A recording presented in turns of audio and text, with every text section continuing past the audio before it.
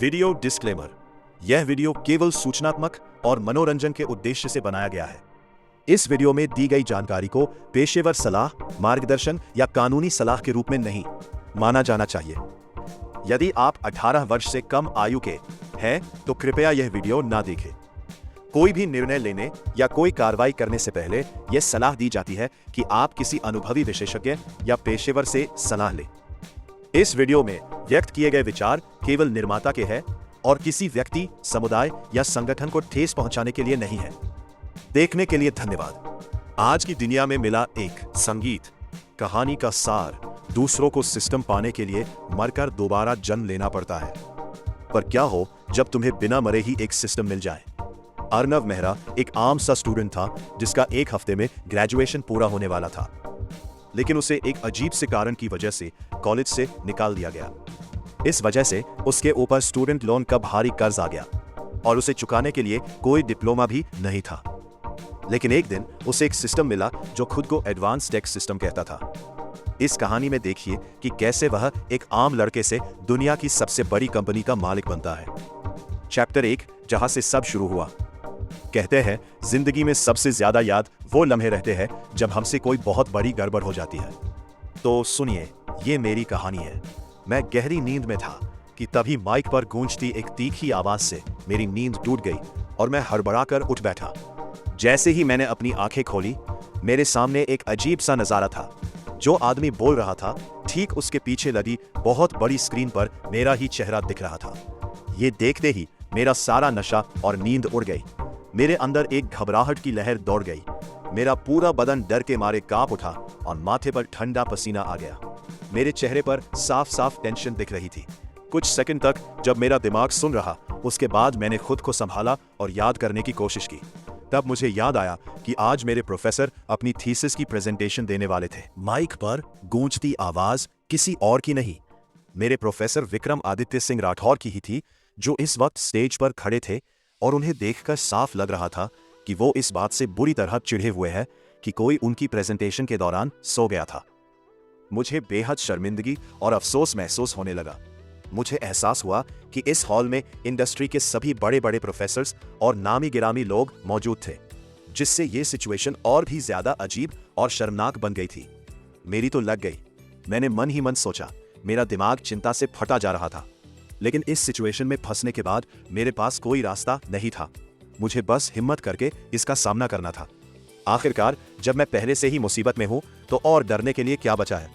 Professor Vikram Aditya Singh Rathore गुस्से से आग बबूला हो रहे थे। आज वो टेक इंडस्ट्री के इतिहास में अपना नाम दर्ज कराने वाले थे। और इसी दिन किसी की हिम्मत कैसे हुई सोने की। जब उन्होंने ध्यान से देखा तो उन्हें याद आया कि ये लड़का उन गरीब घर के स्टूडेंट्स में से एक था जो उनकी क्लास में पढ़ता था। उन्होंने ऐसे स्टूडेंट्स को सिर्फ अपनी इमेज अच्छी बनाने के लिए एडमिशन दिया था। तो उन्होंने फैसला किया कि आज इस लड़के को सबक सिखाया जाएगा। उसे उसकी औकात बताई जाएगी, क्योंकि इस लड़के ने उनकी प्रेजेंटेशन के दिन सोने की जरूरत की थी। तो प्रोफेसर राठौर को यकीन था कि उसे बेइज्जत करने से उनकी इमेज को कोई नुकसान नहीं होगा, बल्कि उनकी जो जबरदस्त थीसिस थी, उसके बाद तो टेक कम्युनिटी में उनकी इज्जत और बढ़नी ही थी। क्या तुम खड़े हो सकते हो? तुम? हाँ, वही जो सो रहा था। खड़े हो जाओ, उन्होंने सोते हुए स्टूडेंट पर जोर देते हुए कहा। वो चाहते थे कि भविष्य में भी जब लोग इस ऐतिहासिक पल को याद करें तो उन्हें पता चले कि प्रोफेसर ने इस स्टूडेंट को क्यों बेइज्जत किया था। लोग हमेशा कामयाब इंसान का ही साथ देते हैं, तो सब यही सोचेंगे कि प्रोफेसर ने सही किया। प्रोफेसर ने अभी भी नींद में दिख रहे स्टूडेंट की तरफ देखा और उसकी मुसीबत और बढ़ाने का फैसला किया। उन्होंने उससे वो सवाल पूछ लिया जो आज की थीसिस प्रेजेंटेशन का सबसे मुश्किल हिस्सा था। जब तुम सोने की हिम्मत रखते हो तो इसका मतलब है कि तुम यहां मौजूद हम सबसे ज्यादा जानते हो।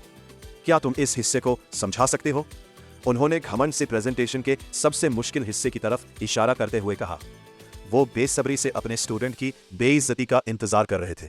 एक ऐसा स्टूडेंट जिसका नाम तक उन्हें याद नहीं था।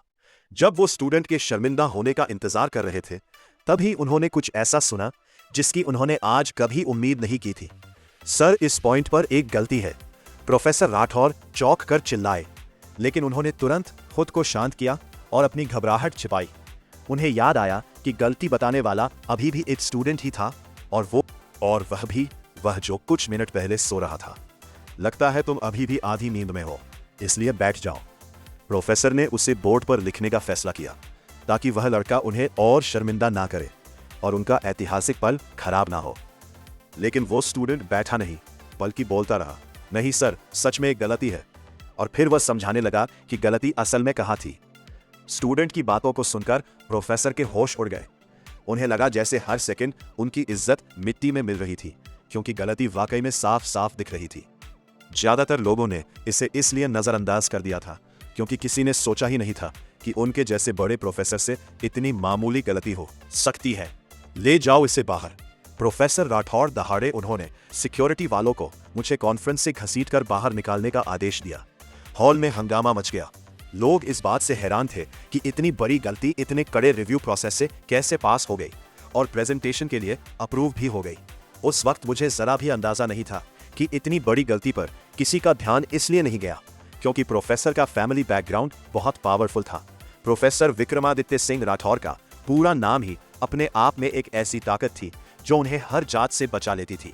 लेकिन मैं अपनी अज्ञानता में बड़बड़ाता रहा, इस बात से बेखबर कि मेरी आम सी जिंदगी अब अचानक खत्म हो चुकी थी। मेरे बड़बड़ाने की आवाज तब बंद हुई जब सिक्योरिटी गार्ड्स का एक ग्रुप मुझ पर झपटा और मुझे जबरदस्ती उठाकर बाहर ले गया। उस पल जब मुझे जबरदस्ती बाहर ले जाया जा रहा था, तब मेरे दिमाग में ये कड़वी सच्चाई घुसी, मैंने सच में सब कुछ बर्बाद कर दिया था। उस भयानक दिन को 2 हफ्ते बीत चुके थे। प्रोफेसर विक्रमादित्य सिंह राठौर उस घटना से लगे मानसिक सदमे से उभरने के लिए 1 महीने की छुट्टी पर चले गए थे। लेकिन अर्नव के लिए ऐसी कोई राहत नहीं थी। वो यूनिवर्सिटी के फाइनल ईयर का एक आम स्टूडेंट था। ग्रेजुएशन में सिर्फ 3 हफ्ते बाकी थे और वो अपनी पढ़ाई पूरी करने और अपना भविष्य बनाने के लिए लगातार क्लास अटेंड कर रहा था। आज के दिन अर्नव अपनी ग्रेजुएशन की थीसिस जमा करने के लिए कैंपस में था। तभी उसके साथ ऐसा हुआ कि आगे की कहानी अगले पार्ट में सुने। धन्यवाद।